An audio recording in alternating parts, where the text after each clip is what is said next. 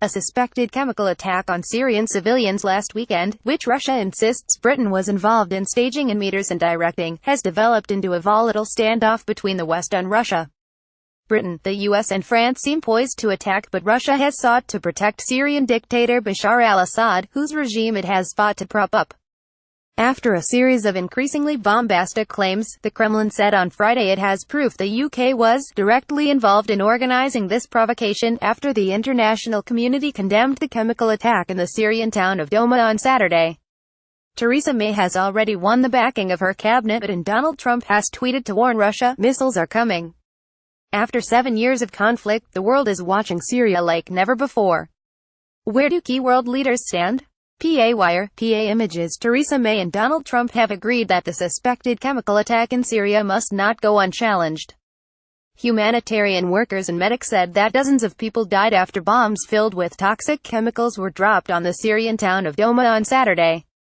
Douma was the last besieged town under opposition control in the enclave of eastern Ghouta, near Damascus.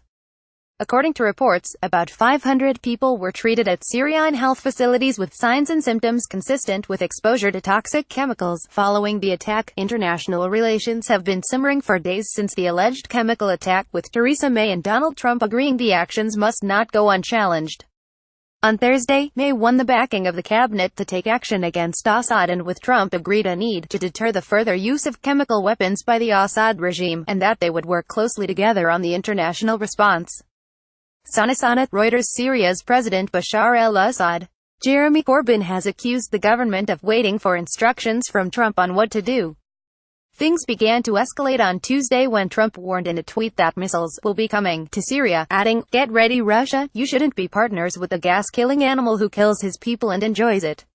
Trump wrote of the regime of President Bashar al-Assad. On Thursday, Trump backtracked on his explosive statement, saying he never said when a strike on the country would take place. "Could be very soon or not so soon at all," the U.S. president tweeted. U.S. Defense Secretary Jim Mattis told Congress on Thursday that he believed there was a chemical attack in Syria and that the United States wanted inspectors on the ground to collect evidence.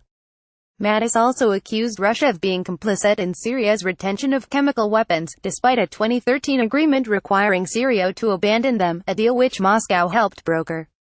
The Kremlin said on Thursday that a crisis communication link, or deconfliction telephone line, with the U.S. was being used on both sides. Sputnik photo agency, Reuters. Russian President Vladimir Putin, and Syrian President Bashar al-Assad. On Thursday, the Russian Foreign Ministry said that it does not want an escalation of the situation in Syria, but added that it was unable to support dishonest accusations. It said that it had found no evidence of a chemical weapons attack in Douma. France's President Emmanuel Macron has said that he has proof the Syrian government was behind the alleged chemical attack and that a decision has yet to be made whether or not to retaliate. The French president said, "We have proof that last week, chemical weapons were used, at least with chlorine, and that they were used by the regime of Bashar al-Assad. We will need to take decisions in due course, when we judge it most useful and effective," he told broadcaster TF1.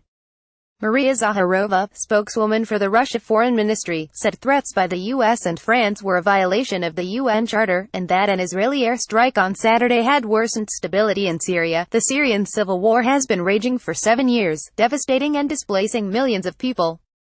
The conflict began as peaceful pro-democracy demonstrations against the ruling leader President Bashar al-Assad in March 2011. Assad's government attempted to quash dissenters, sparking protests nationwide. The violence quickly escalated into civil war as opponents began to arm themselves in an attempt to free towns and cities of government security forces. Many factions are involved in the conflict, which has caused a major humanitarian crisis and led to the deaths of more than 350,000 people. Omar Sanadiki, Reuters. A member of Syrian forces of President Bashar al-Assad walks past destroyed buildings in Jobar, eastern Ghouta, in Damascus, Syria. April 2, 2018. Tim Ripley, a defense journalist, has cast doubt on the idea that the U.S., British and French governments have a coherent strategy in how to deal with the escalating situation in Syria. First they have to decide what they want to achieve. I'm not sure they know. The rhetoric in Parliament on Sky News seems to be utterly divorced from the actual reality of what's going on in Syria, Ripley told HuffPost.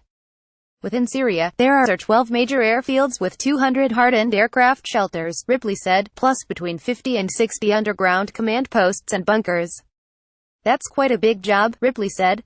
And then you say, well, let's take out Assad. Well, where is he? That's a bit difficult as well. And then they say, let's help the rebels, but they've just surrendered, so you have to think, what's the point of all this, and what can you actually achieve by bombing anything? Can you find an actual target that you can hit and has any kind of effect other than making a bang and looking good on TV? Writing for the BBC, Professor Michael Clark, a senior research fellow at the defense think tank RUSI, said that military force without a wider political strategy is meaningless. A prolonged air campaign certainly won't make any immediate difference to the civil population of Syria, who have suffered so much at the hands of their own government, and the multitude of rebel, terrorist and guerrilla groups, some of whom have intimidated, as much as they have represented, them, Clark writes.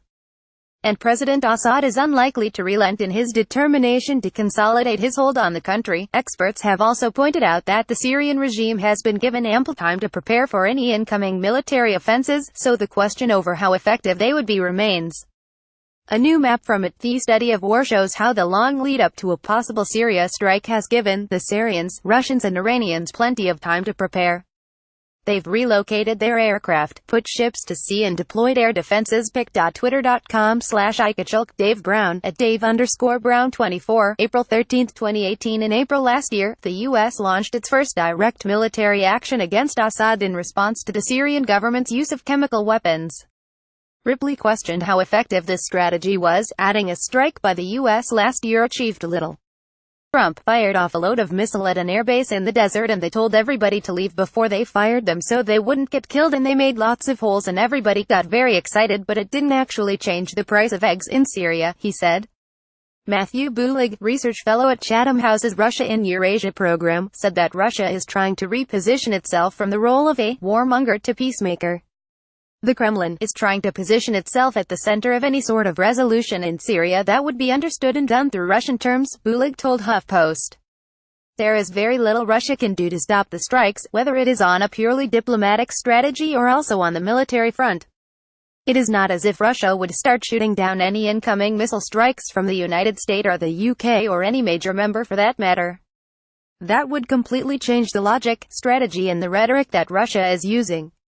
That would change the scope of the conflict, and then we would go into proxy battle between the United States and Russia, between NATO and Russia over Syria, so it is a question of what can Russia do to try to mitigate the risks surrounding such missile strikes.